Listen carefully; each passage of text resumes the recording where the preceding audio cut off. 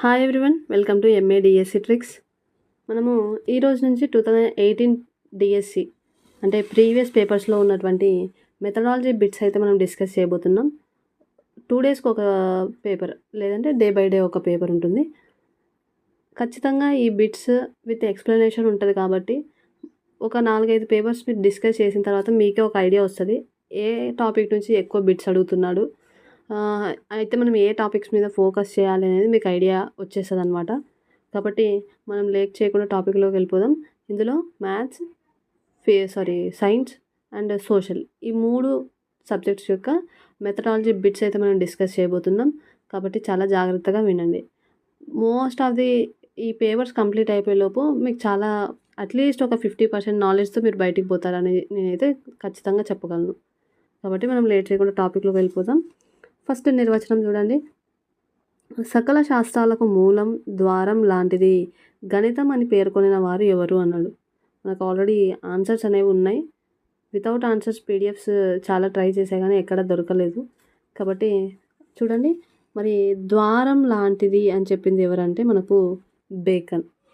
Okay, మరి August కోమ్టే ఏం చెప్పినాడు అంటే గణితం అనేది ఒక పరోక్ష మాపనం అని చెప్పినాడు. ఓకేనా, గణితం అనేది ఒక పరోక్ష మాపనం అని చెప్పిన వ్యక్తి ఎవరంటే మనకు అగస్ట్ కోమ్టే.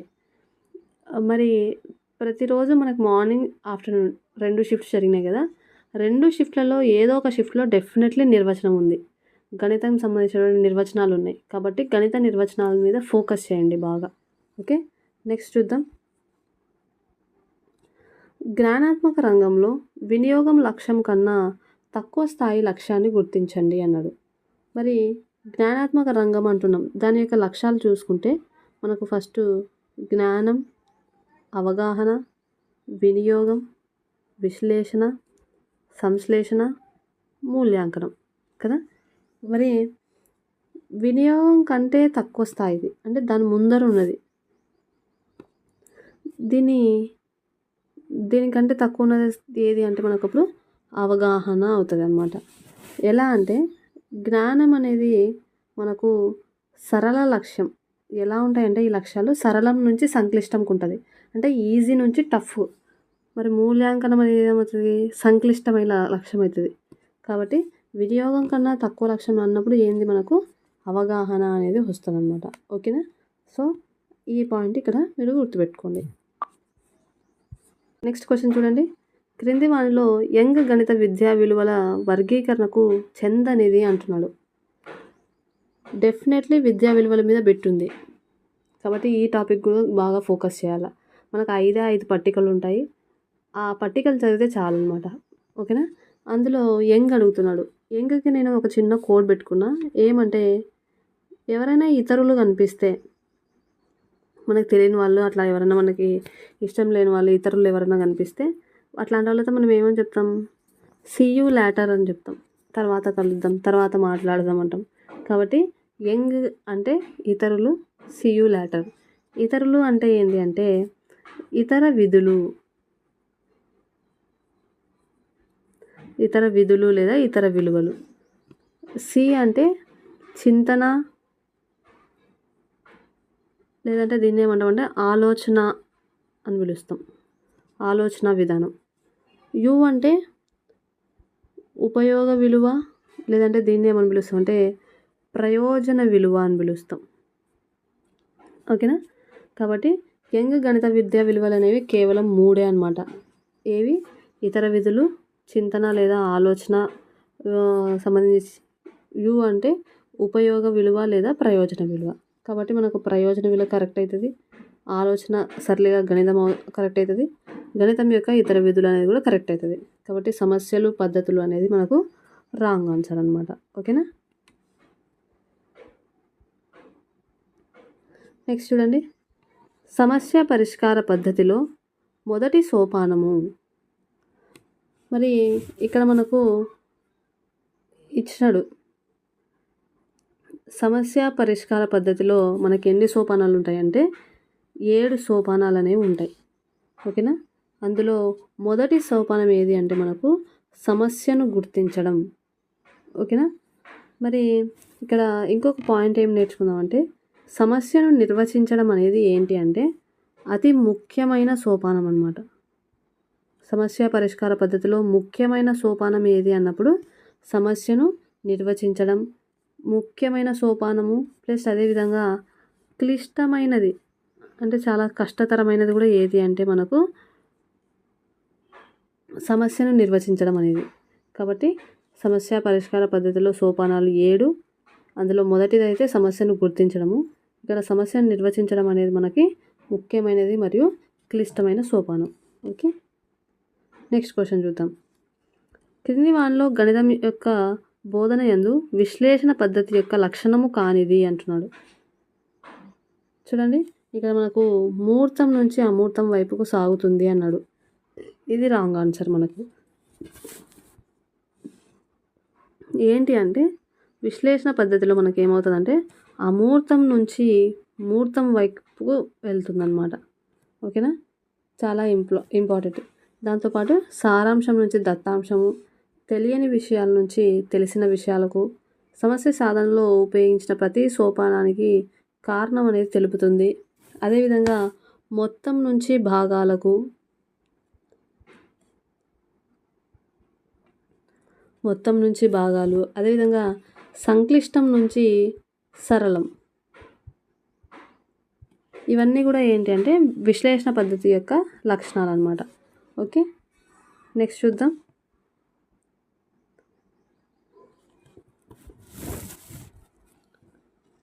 ఓకే,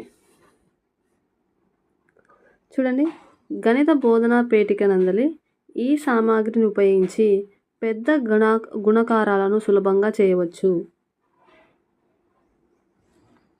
మనకి నేపియర్ పట్టీలు అనేది మనకు రైట్ ఆన్సర్ అనమాట. ఓకేనా, ఇంకా ఏం చేస్తుందంటే దశాంశ భిన్నాలు కూడా నేర్చుకుంటాం ఈ నేపియర్ పట్టీల ద్వారా. చాలా ఇంపార్టెంట్. గణిత బోధనా పేటికకు సంబంధించి ప్రతి పేపర్లో కూడా మీకు ఈ బిట్ అనేది ఉంటుంది డెఫినెట్లీ ఆ టాపిక్ నుంచి. కాబట్టి ఫోకస్ చేయండి. మరి నేపియర్ పట్టీల్లో మనకి 10 పట్టీలు అయితే ఉంటాయి. ఓకేనా, ఒకటేమో ప్రధాన పట్టీ ఉంటుంది. ఇంకొక మిగతా వచ్చేసి 9 పట్టీలు వచ్చేసి ఏముంటాయంటే ఇక్కడ 1 నుంచి 9 ఎక్కాలు అనేవి ఉంటాయి, టేబుల్స్ అనేవి ఉంటాయి అన్నమాట. వీటి ద్వారా ఏం చేస్తారంటే మనకి పెద్ద పెద్ద గుణాకారాలు ఎలా చేయాలి అనేది మనకి ఇక్కడ నేర్పిస్తారనమాట. ఓకే, ఇది నేపియర్ పట్టీలకు సంబంధించి. నెక్స్ట్ చూద్దాం. ఇక్కడ మనకి ఇది కుసినేయర్ పట్టీలు అంటున్నాం కదా. కుసినేయర్ పట్టీలు అంటే ఏంటి అంటే ఇవి మనకు డైస్ ఉంటుంది అనమాట దీంట్లో. ఓకేనా, డైస్తో ఏం అంటే పాచిక అంటాం కదా, అట్లా ఒక చిన్న డైస్ ఉంటుంది.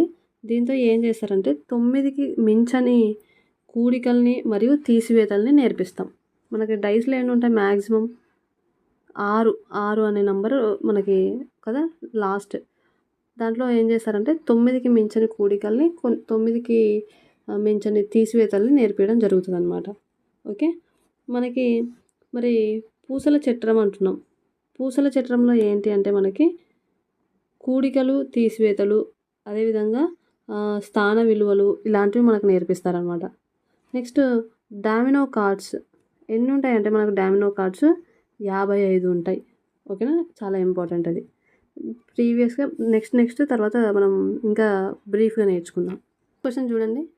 సంకలనముకు సంబంధించి అన్ని భావనలు 2వ తరగతిలోనే పూర్తిగా బోధించబడ్డాయి. ఈ కరికులం నిర్వహణ విధానము. మరి దీని యొక్క సరైన సమాధానం శీర్షిక పద్ధతి అని ఇవ్వడం జరిగింది. అయితే ఇక్కడ ఒక పాయింట్ గుర్తుపెట్టుకోండి. ఏదేని ఒక అంశం గురించి పూర్తిగా ఒకే తరగతిలోనే నేర్చేసుకుంటే అటువంటి పద్ధతిని ఏమని పిలుస్తామంటే శీర్షిక పద్ధతి అంటాం. ఎక్కువగా మనం శీర్షిక పద్ధతికి సంబంధించినటువంటి కరికులం ఎక్కడ చూస్తామంటే తెలుగు సబ్జెక్ట్లో చూస్తాం. ఇప్పుడు ఫర్ సపోజ్ మాయా కంబలి అనేటువంటి ఒక లెసన్ ఉంది మనకు తెలుగులో. మాయా కంబలి అనేటువంటి ఆ లెసన్ని మనము ఆ క్లాస్లో మాత్రమే నేర్చుకుంటాం. దానికి సంబంధించినటువంటి పూర్తి సమాచారం అంతా ఎక్కడ నేర్చుకుంటామంటే మనము మరి ఆ క్లాస్లోనే నేర్చుకుంటాం, వేరే క్లాస్లో నేర్చుకోం. కాబట్టి అటువంటి కరికులంని ఏమని పిలుస్తామంటే మనము శీర్షిక పద్ధతి అని పిలవడం జరుగుతుంది. గ్రామర్ కాదు, మళ్ళీ లెసన్స్ మాత్రమే. కాబట్టి ఆ పాయింట్ ఇక్కడ మీరు గుర్తుపెట్టుకోవాలి. ఓకే. నెక్స్ట్ చూద్దాం. ఇక్కడ ఏకకేంద్ర పద్ధతి అంటున్నాం. ఏకకేంద్ర పద్ధతిలో ఎలా ఉంటది అంటే, ఒక టాపిక్ అనేది సంవత్సరానికి ఒకసారి మాత్రమే రివైజ్ అయితదనమాట. ఒక టాపిక్ అనేది సంవత్సరానికి ఒకసారి మాత్రమే రివైజ్ అయితది. ఎలా అంటే, ఇప్పుడు ఫర్ సపోజు మరి 6వ తరగతిలో ఫస్ట్ బయాలజీకి సంబంధించి ఫస్ట్ ఏముంటదంటే, మొక్క, మొక్క యొక్క భాగాలు అనేటువంటిది నేర్చుకుంటాం. మరి 7th క్లాస్‌కొచ్చే లోపల మొక్కల్లో రకాలు, వాటి యొక్క వేరు వ్యవస్థలు ఎలా ఉంటాయి, తర్వాత మొక్కకు సంబంధించినటువంటి పత్రాలు ఎలా ఉంటాయి, ద్విదళ బీజ మొక్కలంటే ఏమి, ఏకదళ బీజ మొక్కలంటే ఏమి నేర్చుకుంటాం. తర్వాత మళ్ళీ 8th క్లాస్‌కొచ్చే లోపల మొక్కలకు సంబంధించి ఇంకా డీప్ ఇన్ఫర్మేషన్ నేర్చుకుంటాం. అంటే ఏమవుతది, విషయ కాఠిన్యత అనేది మెల్లమెల్లగా ఒక క్లాస్ నుంచి మరొక క్లాస్‌కి పెరుగుతూ వస్తదనమాట. అది సంవత్సరానికి ఒకసారి మాత్రమే. కాబట్టి దాన్ని ఏమని పిలుస్తామంటే మనము ఏకకేంద్ర పద్ధతి అని పిలుస్తాం. ఓకే. నెక్స్ట్ మనకి సర్పిలా పద్ధతి అని ఉంది. సర్పిలా పద్ధతి ఏంటి అంటే, ఒక టాపిక్ అనేది ఒక సంవత్సరంలో అంటే ఒక క్లాస్‌లో 3-4 సార్లు రిపీట్ అవుతదనమాట. అర్థమైందా? ఒక టాపిక్ అనేది 3 లేదా 4 సార్లు ఒక విద్యా సంవత్సరంలో రిపీట్ అవుతది. అట్లాంటి దాన్ని మనం ఏమని పిలుస్తామంటే సర్పిల పద్ధతి అని పిలుస్తాం. డెఫినెట్‌లీ ఒక బిట్ ఉంది ఈ పద్ధతుల మీద. కాబట్టి ఫోకస్ చేయండి. నెక్స్ట్ తార్కిక పద్ధతి అంటున్నాం. తార్కిక పద్ధతి అంటే ఏంది అంటే, ఇది విషయానికి ఎక్కువ ప్రాధాన్యతనిస్తది. ఓకేనా? విషయ ప్రాధాన్యత కలిగినటువంటి పద్ధతి అనమాట. అదే మనోవైజ్ఞానిక పద్ధతి అంటే ఏంది అంటే, విద్యార్థికి ఎక్కువ ప్రాధాన్యతనిస్తది. ఎవరికి? విద్యార్థికి ఎక్కువ ప్రాధాన్యత ఇస్తది. కాబట్టి ఈ అంశాలనేవి ఇక్కడ గుర్తుపెట్టుకోండి. నెక్స్ట్ చూద్దాం. బోధన ముఖ్యంగా లక్ష్యాల కేంద్రంగా ఉండాలనేది ఈ నమూనా యొక్క ప్రధాన ఉద్దేశం అంటున్నాం. కాబట్టి మరి దీని యొక్క సరైన సమాధానం ఏది అంటే, బ్లూమ్స్ మూల్యాంకనాధార నమూనా. ఓకేనా? లక్ష్యాల కేంద్రంగా మనకు ఆల్రెడీ బ్లూమ్స్ తెలుసు.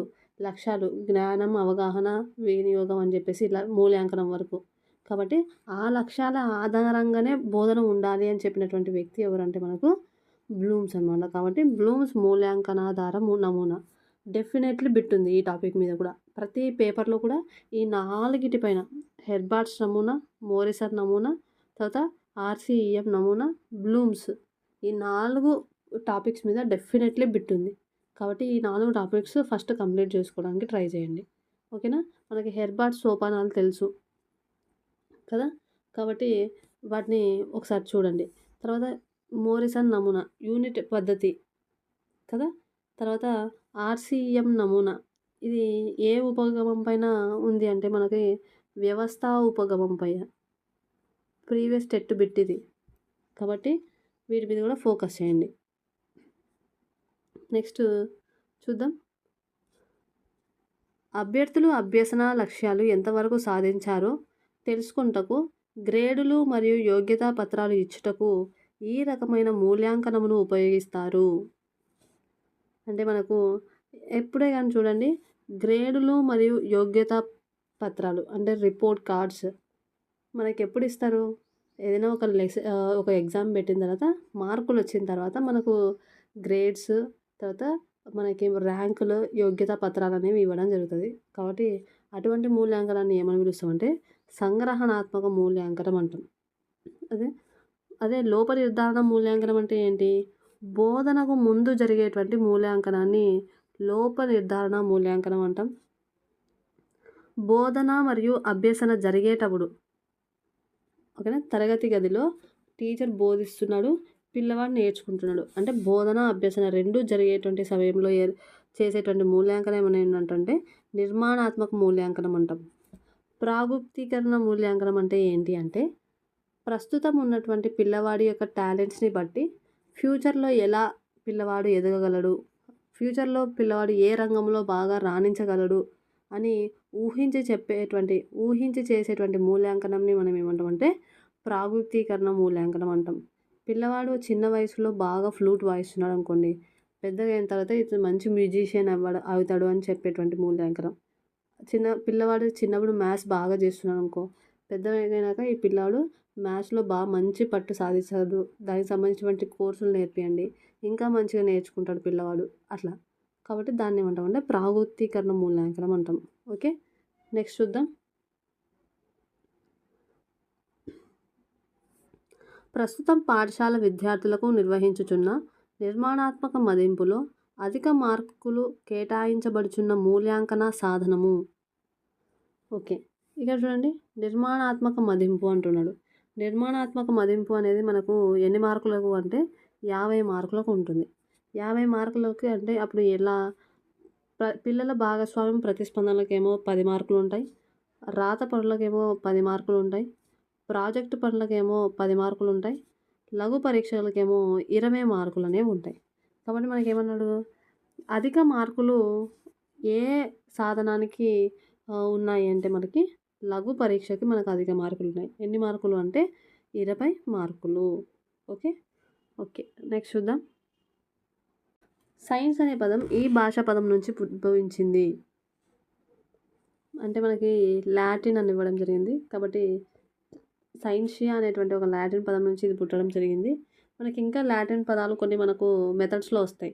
ఏవేవి అంటే సిలబస్ అనేటువంటి పదం కూడా మనకు లాటిన్ భాషా పదం నుంచి వస్తుంది.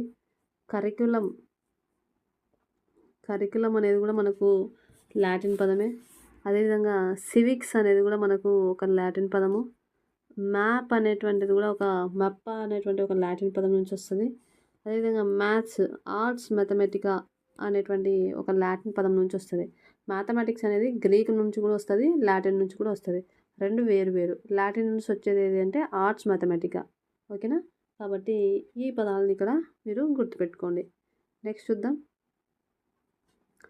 ప్రస్తుత పాశ్చాత్య విద్యకు పునాది వేసిన నివేదిక ఏది అంటే మనకు వుడ్స్ నివేదిక. ఓకేనా. వుడ్స్ నివేదిక అనేది మనకు పునాది వేసిన నివేదిక. ఇది ఎప్పుడు 1854లో అనమాట. ఓకేనా. ఈ వుడ్స్ నివేదికనే ఏమని పిలుస్తామంటే భారత విద్యా విధానంలో ఒక మ్యాగ్నా కార్టాగా దీన్ని పిలవడం జరుగుతుంది. ఓకేనా. ఎవరు పిలిచినారు దీన్ని ఒక మ్యాగ్నా కార్టాగా అంటే హెచ్ఆర్ జేమ్స్ అనేటువంటి వ్యక్తి పిలవడం జరిగింది. కాబట్టి చాలా ఇంపార్టెంట్. మనకు పిఐఈలో విద్యా దృక్పథాల్లో మనకి ఈ పాయింట్ అనేది వస్తుంది. ఓకేనా. నెక్స్ట్ చూద్దాం. విద్యార్థులలో అవగాహన, బుద్ధి కుశలత వంటి అభివృద్ధి చెందడంలో గల విలువ ఏది అన్నాడు. అంటే మనకు ఆన్సర్ ఏమి ఇచ్చినాడంటే బౌద్ధిక విలువ అన్నాడు. విలువలు చాలా ఇంపార్టెంట్ అనమాట.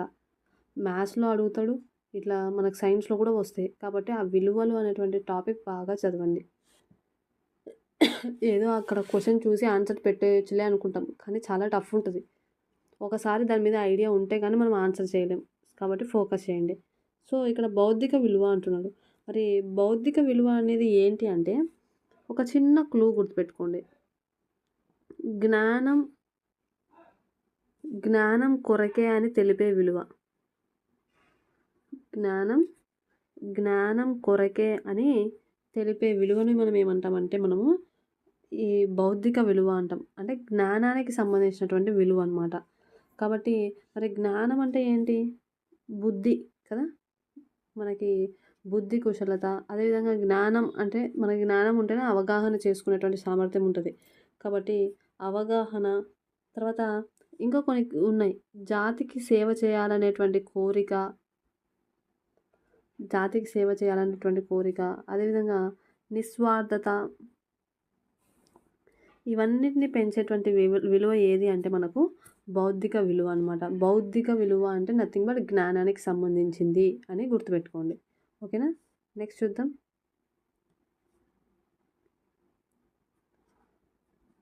ఒక వస్తువు లేదా సంఘటనకు సంబంధించి వేరువేరు వాక్యాలు లేదా అంశాలు కలపడం ద్వారా కొత్త విషయాలు ఏర్పడడం, దీన్నే మనం ఏమంటామంటే సంశ్లేషణ అంటాం. ఇక్కడ ఏమంటున్నాడు? వేరువేరు వాక్యాలను లేదా అంశాలను కలపడం అంటున్నాడు. కలపడం అంటే నథింగ్ బట్ ఏంటి మనకు సంశ్లేషణ కదా. అదే విడగొడితే దాన్ని విశ్లేషణ అంటాం. కాబట్టి మనము కొంచెం క్వెషన్‌ని జాగ్రత్తగా చూస్తే ఆన్సర్ చేయొచ్చు. నెక్స్ట్ ప్రాజెక్ట్ పద్ధతిని ఉపయోగించడానికి క్రింది వానిలో ఎక్కువగా అనువైన పాఠమేది? చాలా చాలా ఇంపార్టెంట్. ప్రతి పేపర్‌లో గూడా ప్రాజెక్ట్ పద్ధతికి సంబంధించినటువంటి బిట్ డెఫినెట్‌లీ ఉంది. దీన్నే మనం ఏమంటామంటే ప్రాజెక్ట్ పద్ధతినే ప్రకల్పన పద్ధతి అని కూడా పిలుస్తాం. ఓకేనా? మరి ప్రాజెక్ట్ పద్ధతికి సంబంధించి అనువైనది ఏది అంటే మనకు వివిధ రకాల దుస్తులు, వాటి లక్షణాలు. ఓకేనా? ఫస్ట్ చూడండి క్వెషన్ ఆప్షన్స్‌లో కిరణజన్య సమయక్రియ యొక్క ప్రయోగ ప్రదర్శన అన్నాడు. ఇది మనం ప్రయోగపూర్వకంగా అంటే మనకు ఒక ల్యాబొరేటరీ ఉండాలా. దానిలో ప్రయోగం చేయాల్సొస్తది. కాబట్టి ఇది ప్రాజెక్ట్ పద్ధతికి అనుకూలం కాదు. తర్వాత ఆక్సిజన్ తయారీ అన్నాడు. ఇది కూడా ప్రయోగం చేయాల్సింది కాబట్టి ఇది కూడా ఒక ప్రాజెక్ట్‌కి సంబంధించి రాదు. తర్వాత టార్చ్ లైట్ పటం గీసి భాగాలు గుర్తించడం. ఇది జస్ట్ డయాగ్రామ్ కాబట్టి ఇది కూడా ప్రాజెక్ట్ కిందకి రాదు. ప్రాజెక్ట్ అంటే ఏంటి? దాని మీద రీసెర్చ్ చేసి, దాంట్లో ఏ ఏ అంశాలున్నాయో తెలుసుకొని, వాటిని వేరే వాటితో కంపేర్ చేసి, మరి ఫైనల్‌గా దాని యొక్క అవుట్‌లుక్‌ని సబ్మిట్ చేయాల. దాన్ని మనం ఏమంటాం? ప్రాజెక్ట్ అంటాం. ఇక్కడ వివిధ రకాల దుస్తులు, వాటి లక్షణాలు. ఇదొక ప్రాజెక్ట్. వివిధ రకాల దుస్తులు ఉన్నప్పుడు ఏం చేస్తాడు? పిల్లవాడు వాళ్ళ అసలు దుస్తులంటే దానికంటే ముందు అసలు దుస్తులు ఎలా ఫామ్ అయితాయి? దారాల నుంచి ఫామ్ అయితాయి.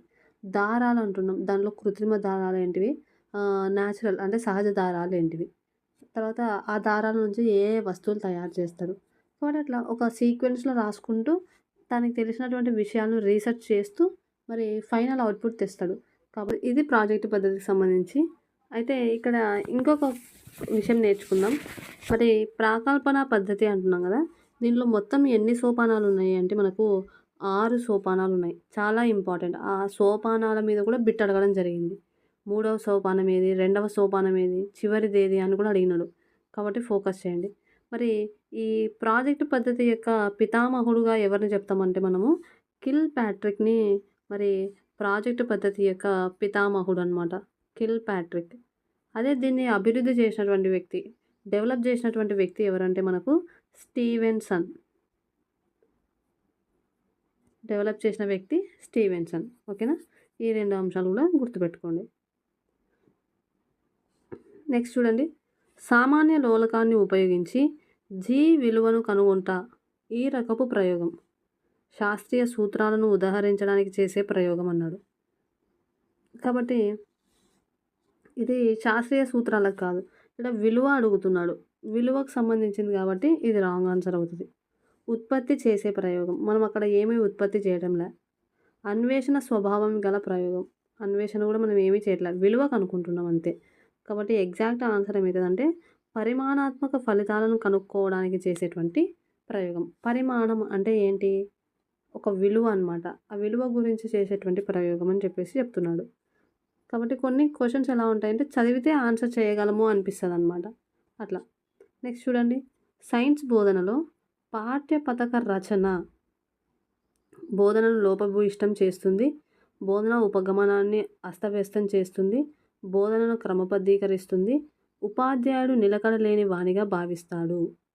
ఎప్పుడే గానీ ఏ పాఠ్య పథక రచన అయినా ఎంతోమంది సైంటిస్టులు, ఎంతోమంది వేత్తలు, ఎడ్యుకేషనల్ డిపార్ట్మెంట్ కూర్చొని మనకు ఒక కరిక్యులమ్స్ తయారు చేస్తది. కాబట్టి అట్లాంటివన్నీ ఎలా ఉంటాయి? పర్ఫెక్ట్‌గా ఉంటాయి. ఇక్కడ 3 నెగెటివ్‌గానే ఉన్నాయి. ఇదొక్కటి పాజిటివ్‌గా ఉంది. కాబట్టి ఆటోమేటిక్‌గా మనకు పాజిటివ్‌గా ఉన్నదే ఆన్సర్ అవుతది. కాబట్టి బోధనను క్రమబద్ధీకరిస్తుంది.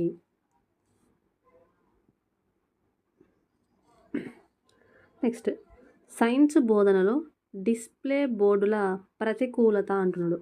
ప్రతికూలత అంటే ఏంటి అంటే ఒక నెగెటివ్ అనమాట. ఓకేనా? ఒక లోపము లేదా ఒక నెగెటివ్ దాన్ని సూచించేదే మనకు ఆ ప్రతికూలత అనేటువంటి పదం. కాబట్టి ఇక్కడ చూడండి. విద్యార్థులు తయారు చేసిన నివేదికలు, కృత్యాలు ప్రదర్శించడానికి సహాయపడతాయి. ఇది ఎలా ఉంది? పాజిటివ్ ఉంది వాక్యం. మంచి డిస్ప్లేలు అభ్యాసకులను ఆకర్షించి ప్రోత్సహిస్తాయి. ఇది కూడా ఒక పాజిటివ్ లాగానే అనిపిస్తుంది. మంచి డిస్ప్లేలు అభ్యసన ప్రక్రియలో విద్యార్థులు చురుకుగా పాల్గొనేలా చేస్తాయి అన్నాడు. ఇది కూడా ఒక పాజిటివ్ లాగానే ఉంది. ఫస్ట్ ఆప్షన్ చూడండి. తయారు చేయడానికి, ప్రదర్శించడానికి ఎక్కువ సమయము, శ్రమ కావాలి అంటున్నాం. అంటే ఇది ఒక నెగెటివ్ సైన్ చూపిస్తుందనమాట. నెగెటివ్ అంటే నథింగ్ బట్ ఏంటి అంటే మనకి ప్రతికూలత, లోపము అని చెప్పొచ్చు. కాబట్టి మనకి ఫస్ట్ ఆన్సర్ అనేది రైట్ ఆన్సర్ అవుతది. నెక్స్ట్ క్వెషన్ చూద్దాం. లోప నిర్ధారణ నికష ముఖ్య లక్షణము ఏంటి అన్నాడు. క్వెషన్‌లోనే మనకు ఆన్సర్ ఉంది. లోప నిర్ధారణ అంటున్నాం. అంటే లోప నిర్ధారణ ఎప్పుడు చేస్తాము? అభ్యసనానికి ముందు చేస్తాం కదా! అంటే పిల్లల్లో ఏమైనా లోపాలుంటే, అభ్యసనంలో ఏమైనా లోపాలుంటే తెలుసుకుంటామనమాట. కాబట్టి అభ్యసనంలోని లోపాలను తెలుసుకోవడాన్ని మనం ఏమంటామంటే లోప నిర్ధారణ మూల్యాంకనం అంటాం. ఓకేనా?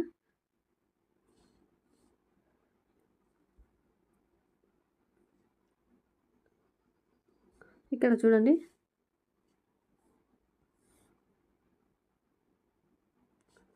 ఓకే. ఇక్కడ చూడండి. ఒక సైన్స్ ఉపాధ్యాయురాలు తన తరగతిలోని 60 మంది విద్యార్థులను 6 గ్రూపులుగా విభజించి వారితో విడివిడిగా ప్రయోగాలు నిర్వహించింది. అయితే ఇది ఏ రకమైనటువంటి పద్ధతి అన్నాడు. మరి 60 మంది విద్యార్థులున్నారు. 6 గ్రూపులు చేసింది కదా! అంటే ఒక్కొక్క గ్రూప్‌లో ఎంతమందొస్తారు? 10 మందొస్తారు. అంతేనా? 10 ఆరుల 60. ఒక్కొక్కరికి ఒక్కొక్క ప్రయోగం ఇచ్చింది. అన్నప్పుడు అది ఏమవుతది? భ్రమణ పద్ధతి అన్నాడు. Wrong answer. భ్రమణ పద్ధతి అంటే ఏంటి? ఒక గ్రూప్‌తో ప్రయోగం చేపించి, ఒక గ్రూప్‌తో ప్రయోగం చేపియకుండా. అట్లాంటి పద్ధతులను ఏమంటామంటే భ్రమణ పద్ధతి అని పిలుస్తాం. వైయక్తిక పద్ధతి అంటే ఏంది? కేవలం ఒక పిల్లవానికి సంబంధించి మాత్రమే. ఆ పిల్లవాడికి మాత్రమే ఒక ప్రయోగం ఇవ్వడం. దాన్ని వైయక్తిక పద్ధతి అంటాం. ప్రదర్శనా పద్ధతి. ప్రదర్శనా పద్ధతి అంటే ఏంటి? వాళ్ళు చేసినటువంటి ప్రయోగాన్ని ప్రదర్శించడం. అక్కడ ఏం ప్రదర్శించటం లేదు వాళ్ళు. నిర్వహిస్తున్నారు ఇంకా. కాబట్టి సమూహాలుగా విభజించినాం కాబట్టి దాన్ని ఏమంటామంటే సమూహ పద్ధతి అని పిలవడం జరుగుతదనమాట. ఓకే. నెక్స్ట్ చూద్దాం.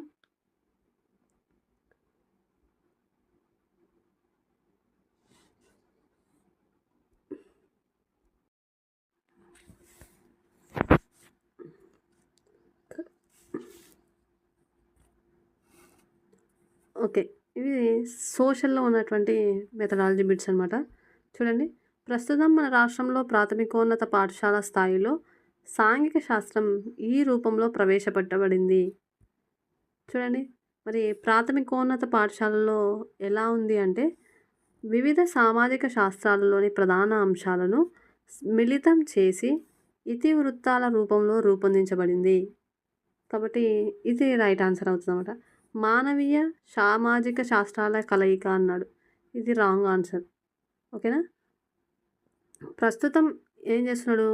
ప్రధాన అంశాలను ప్రజెంట్ రన్నింగ్‌లో ఉన్నటువంటి అంశాలను తీసుకొని వాటిని మిళితం చేసి ఏం చేస్తున్నాడంటే ఒక్కొక్క టాపిక్‌ను మనకు టెక్స్ట్ బుక్‌లో ఇవ్వడం జరిగింది.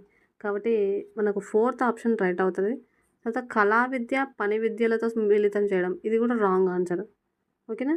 తర్వాత వివిధ సామాజిక శాస్త్రాల మిశ్రమం అన్నాడు. ఇది కూడా రాంగ్ ఆన్సర్ అవుతది. సో, ఫోర్త్ ఆప్షన్ అనేది మనకు రైట్ అవుతుందనమాట. నెక్స్ట్ చూడండి. ప్రాజెక్టు పనిని ఇవ్వడం ద్వారా విద్యార్థులలో ప్రధానంగా ఈ విలువను పెంపొందించవచ్చు. ఇందాకే మనం చెప్పుకున్నాం. ప్రాజెక్ట్ పద్ధతి అని చెప్పేసి ప్రాకల్పన పద్ధతి. ఇందులో ఏమవుతదంటే సాంఘిక విలువ అనేది పెరుగుతది. అంటే పిల్లవాడు ఏం చేస్తాడు? సమాజంలోకెళ్ళి నేర్చుకుంటాడు. అవును. దుస్తులు రకాలు. అంటే ఇతను ఏం చేస్తాడు? సమాజంలోకెళ్తాడు. అవును. ఎలాంటి దుస్తులున్నాయి? బయట ఎలాంటి దుస్తులేస్తున్నారు? ఏ కాలాల్లో ఎలాంటి దుస్తులేస్తున్నారని సమాజం నుంచే నేర్చుకునేది పిల్లవాడు. కాబట్టి సాంఘిక విలువ అనేది పెరుగుతుంది. అదేవిధంగా పిల్లవాడు సొంతంగా ఆ ప్రాజెక్ట్‌ని కంప్లీట్ చేస్తాడు కాబట్టి సమాచారాన్ని కూడా తెలుసుకుంటాడనమాట. ఎక్కువ ఇన్ఫర్మేషన్ తెలుసుకునేటువంటి ఛాన్సెస్ ఉంటాయి. కాబట్టి సమాచార విలువ మరియు సాంఘిక విలువ అనేది పెరుగుతుంది. ఓకే. ఇది మనకు కరెక్ట్ ఆన్సర్ అవుతది. నెక్స్ట్ చూద్దాం. వర్షపాతంపై ఒక వారం పేపర్ కటింగ్‌లను వార్తాపత్రికల నుండి సేకరించి దానిపై ఒక నివేదికను తయారు చేయుట అనే కృత్యము ఈ విద్యా ప్రమాణం సాధించుటకు సంబంధించినది. అంటే పిల్లవాడు ఏం చేస్తున్నాడు? డైలీ ఏం చేస్తున్నాడు, వర్షపాతానికి సంబంధించినటువంటి క్లిప్పింగ్స్ని కట్ చేస్తున్నాడు అనమాట.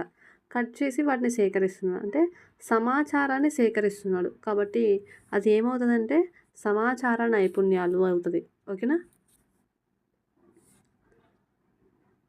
నెక్స్ట్ క్వశ్చన్ చూడండి. ఒక నిర్దిష్ట సమస్యపై ఇద్దరు లేదా ఎక్కువ మంది విద్యార్థులు ఒక సమస్యపై పరస్పర విరుద్ధమైన అభిప్రాయాలు తెలియజేసే కార్యక్రమమును ఇలా పేర్కొంటారు. ఓకేనా. మనకి రైట్ ఆన్సర్ వచ్చేసి ఏంటి అంటే మనకు వాద సంవాదం, దీన్నే డిబేట్ అంటాం. చాలా ఇంపార్టెంట్. అంటే ఒక అంశం తీసుకొని కొంతమంది ఏమో ఇది కరెక్ట్ అంటారు, కొంతమంది ఏమో రాంగ్ అంటారు. జనరల్గా మనం చూస్తుంటాం డిబేట్స్. కొంతమంది ఏమో రిజర్వేషన్ ఉండాలా వద్దా అంటే కొంతమంది రిజర్వేషన్ ఉండాలంటారు, కొంతమంది రిజర్వేషన్ ఉండకూడదు అంటారు. రిజర్వేషన్ ఉండాలి అని చెప్పేసి రీజన్స్ చెప్పేవాళ్ళు కొంతమంది ఉంటారు. రిజర్వేషన్స్ అవసరం లేదు అని చెప్పేసి దానికి రీజన్స్ చెప్పేవాళ్ళు కొంతమంది ఉంటారు. అంటే ఒక టాపిక్ పైన మరి విరుద్ధమైనటువంటి అభిప్రాయాలు, ఒకరు ఎస్ అని ఒకరు నో అని అట్లా చేసేటువంటి కార్యక్రమాన్ని ఏమంటామంటే వాద సంవాదము లేదంటే డిబేట్ అని పిలుస్తాం. ఓకేనా. మనకి ప్యానెల్ చర్చ అంటే ఏంది, టాపిక్ పైన డిస్కస్ చేయడం. కాబట్టి సింపోజియం కానీ సెమినార్ కానీ దీని కిందికి రాదనమాట. ఓకే. నెక్స్ట్ చూద్దాం. చాలా ఇంపార్టెంట్. ప్రభుత్వ రకాలు అను పాఠ్య బోధనకు అత్యంత అనువైన చార్టు ఏది అన్నాడు. అంటే మనకు ఇక్కడ ప్రవాహ చార్టు అని అన్నాడు. ఇప్పుడు ఫస్ట్ చూడండి, చిత్రరూప చార్ట్. ఈ చిత్రరూప చార్ట్లు అనేవి ఏంటి, బొమ్మల రూపంలో ఆ చార్ట్స్ ఉంటాయి. అవి ప్రాథమిక పాఠశాల పిల్లలకైతే చాలా ఈజీగా ఉంటాయి, బొమ్మల్ని చూసి నేర్చుకుంటారు. నెక్స్ట్ కాలరేఖ చార్ట్, దీన్నే ఏమంటామంటే క్రొనాలజీ చార్ట్ అని కూడా పిలుస్తాం.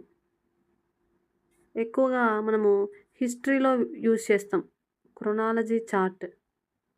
మనకి పాత రాతి యుగం, మధ్య రాతి యుగం, ఆధునిక యుగం అని చెప్పేసి ఇట్లా చేస్తాం. ఎలా చేస్తామంటే టైంని బట్టి అనమాట. కాబట్టి ఫస్ట్ మనకి ఏమంటారు, స్వాతంత్రానికి ముందు స్వాతంత్రం వచ్చింది, తర్వాత స్వాతంత్రం వచ్చిన తర్వాత భారతదేశం, ఇట్లా 3 రకాలుగా విభజిస్తున్నాం. అంటే ఎలా చేస్తున్నామంటే కాలరేఖ చార్టు ప్రకారం మనము విభజించడం జరుగుతుంది. కాబట్టి ఇది కాలానికి సంబంధించింది కాబట్టి రైట్ ఆన్సర్ అవ్వదు. నెక్స్ట్ వృక్ష చార్ట్ అనేది ఎలా ఉంటుంది, ఇది కూడా చూద్దాం. వృక్ష చార్ట్ అనేది ఏంటంటే ఏదైనా ఒక అంశాన్ని తీసుకొని, ఓకే, ఇప్పుడు ప్లాస్టిక్ అనేటువంటి ఒక అంశం ఉందనుకుందాం. అప్పుడు ప్లాస్టిక్ యొక్క లక్షణాలు, ప్లాస్టిక్ యొక్క ఉపయోగాలు, ప్లాస్టిక్ వల్ల వచ్చేటువంటి నష్టాలు, తర్వాత ప్రస్తుతం సమాజంలో ఎదుర్కొంటున్నటువంటి సమస్యలు, అంటే ఏంటి అంటే ఒక అంశం పైన దానికి సంబంధించినటువంటి లక్షణాల గురించి, ఉపయోగాల గురించి, నష్టాల గురించి, దానికి సంబంధించినటువంటి పూర్తి సమాచారాన్ని తెలుసుకోవడానికి ఉపయోగించే చార్ట్ని మనం ఏమంటామంటే వృక్ష చార్టు అని పిలుస్తాం. ఓకేనా. మరి ప్రవాహ చార్టు అంటున్నాం కదా, మనకి ఏమని చెప్తున్నాడు, ప్రభుత్వం రకాలు అంటున్నాడు. ప్రభుత్వం రకాల్లో మనకి ఏంటి, కేంద్ర ప్రభుత్వం ఉంటుంది, రాష్ట్ర ప్రభుత్వం ఉంటుంది. మళ్ళీ కేంద్ర ప్రభుత్వంలో ఎవరెవరు ఉంటారు, రాష్ట్ర ప్రభుత్వంలో ఎవరెవరు ఉంటారు, అవి మళ్ళీ డివైడ్ చేస్తాం కదా. మళ్ళీ రాష్ట్ర ప్రభుత్వంలో ఎవరెవరు ఉంటారు అంటే ఎక్కువ సమాచారాన్ని మనం ఏం చేస్తున్నాం, ఈ ప్రవాహ చార్ట్ రూపంలో ఒక చోట తక్కువ ప్రదేశంలో దీన్ని ఏం చేస్తున్నామంటే అమరుస్తున్నాం. అట్లాంటి దాన్ని మనం ఏమంటామంటే ప్రవాహ చార్ట్ అంటాం. అట్లాంటి వాటి వల్ల ఎక్కువగా, ఇప్పుడు ఫర్ సపోజ్ మనమే ఉన్నాము, డిఎస్సి ప్రిపేర్ అవుతున్నాము, ప్రతిదీ మనము పారాగ్రాఫ్లు రాసుకోం.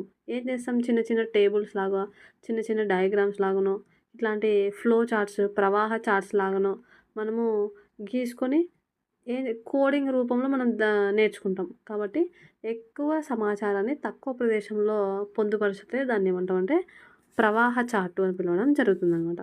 ఓకే. నెక్స్ట్ చూద్దాం. 6వ తరగతి సాంఘిక శాస్త్ర పాఠ్యపుస్తకంలో మీ అభ్యసనాన్ని మెరుగుపరుచుకోండి అను శీర్షిక కింద ప్రతి యూనిట్ చివరన ఇచ్చిన అభ్యాసాలు వీటికి ప్రాధాన్యతను ఇచ్చాయి. సో ఇక్కడ చూడండి, మీ అభ్యసనాన్ని మెరుగుపరుచుకోండి అనేటువంటి శీర్షికతో నేర్చుకునేటువంటి అభ్యాసాలు ఏవేవి అంటే ప్రాధాన్యత ఏదేదంటే చదవడం, అవగాహన చేసుకోవడం, విశ్లేషణ మరియు అన్వేషణ. ఈ 4 అంశాల మీద మరి పిల్లవాడు ఈ 4 అంశాలను నేర్చుకుంటాడనమాట. కాబట్టి ఈ పదం మీద కూడా మీరు ఫోకస్ చేయండి. నెక్స్ట్ ఇక్కడ చూడండి. ఐక్యరాజ్య సమితి యొక్క ప్రధాన కార్యాలయం ఎక్కడ గలదు అని చెప్పేసి ఆప్షన్స్ ఇచ్చినాడు. అయితే ఈ ప్రశ్న ఏ రకమైనటువంటి ప్రశ్న అని అడిగినాడు. మనకి ఇది ఏది అంటే బహుళ ఐచ్ఛిక ప్రశ్నలు. ప్రజెంట్ మనం రాసేటువంటి ఎగ్జామ్ కూడా బహుళ ఐచ్ఛిక ప్రశ్నలు కాబట్టి బహుళ ఐచ్ఛిక సమాధానాలు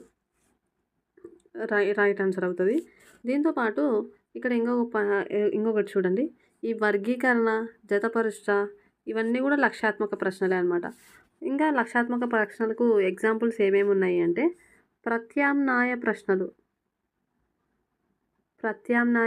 అంటే ఎస్ ఆర్ నో క్వశ్చన్స్ అంటాం కదా వాటిని. తర్వాత విషయ ఆపేక్ష ప్రశ్నలు, ఓకేనా. విషయ ఆపేక్ష ప్రశ్నలు అంటే నీ పేరు ఏమి అని అడుగుతాడు. అంటే ఒక విషయాన్ని ఆపేక్షిస్తున్నాడు, ఆ పేరు ఏదో తెలుసుకోవడానికి అడిగేటువంటి ప్రశ్నలు. నీ పేరు ఏమి అన్నప్పుడు నీ పేరు ఏదైతే ఉంటుందో ఆ పేరు చెప్పేస్తావు. కాబట్టి అది కూడా మనకు లక్ష్యాత్మక ప్రశ్న కిందకే వస్తుంది. నెక్స్ట్ విషయ నిరర్ధక ప్రశ్నలు. విషయ ఆపేక్ష, విషయ నిరర్ధక.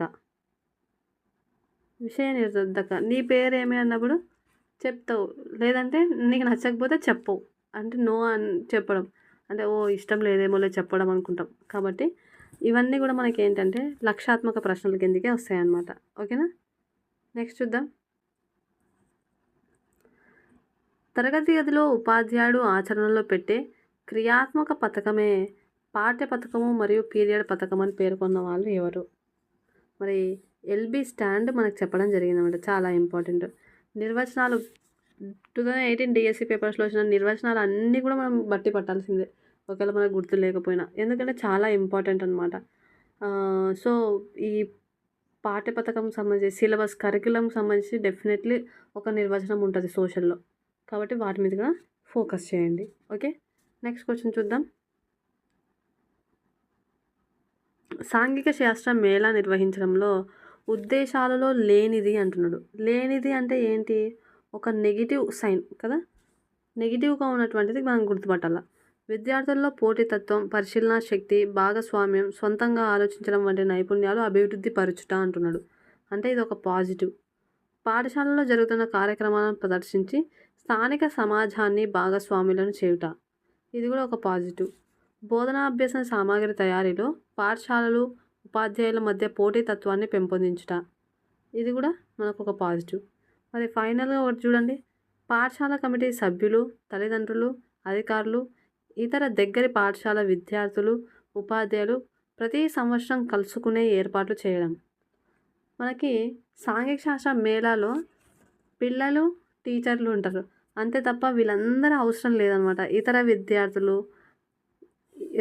విద్యార్థులు, పాఠశాల కమిటీ సభ్యులు, వీలైతే తల్లిదండ్రులు మేబీ విజిట్ చేయొచ్చు, బట్ వీళ్ళంతా అవసరం లేదు. కాబట్టి ఇది రాంగ్ ఆన్సర్ అవుతుంది. ఓకే.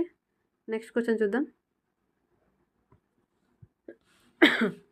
సాంఘిక శాస్త్ర ప్రయోగశాలలో ఉండదగిన ఉపకరణాలు. మరి సాంఘిక శాస్త్ర ప్రయోగశాలలో ఉండేటువంటి వస్తువులు ఏవేవి? చూడండి. గ్లోబు, పటాలు, చార్టులు, దృశ్య శ్రవణ పరికరాలు, సర్వే పరికరాలు, వాతావరణ పరికరాలు, ఇవన్నీ ఉండాల్సిందే కదా. కాబట్టి ఇవన్నీ కూడా ఉండాలి. బట్ మనకు మేజర్గా దేంట్లో ఎక్కువ ప్రిఫరెన్స్ చేయాల్సినటువంటి ఆప్షన్ ఏది అంటే ఆప్షన్ 1 అనేది మనకు రైట్ ఆన్సర్ అవుతుంది అనమాట. ఓకే. మరి ఇది ఇవాళ వీడియోలో try methods 3, maths, science, social. మళ్ళీ డే బై డే అంటే రేపు లేదు ఎల్లుండి ఇంకొక మోడల్ పేపర్తో మళ్ళీ ఇంకొక గ్రూప్ డిస్కషన్తో మీ ముందుంటాను. అంతవరకు సెలవు. మరి ఈ వీడియో కనుక మీకు నచ్చినట్టయితే లైక్ చేయండి, షేర్ చేయండి. ఏమైనా డౌట్స్ ఉంటే కమెంట్ బాక్స్లో తెలియజేయండి. అండ్ సబ్స్క్రైబ్ చేసుకోవాల్సిందిగా మనస్ఫూర్తిగా కోరుకుంటూ సెలవు తీసుకుంటున్నాను.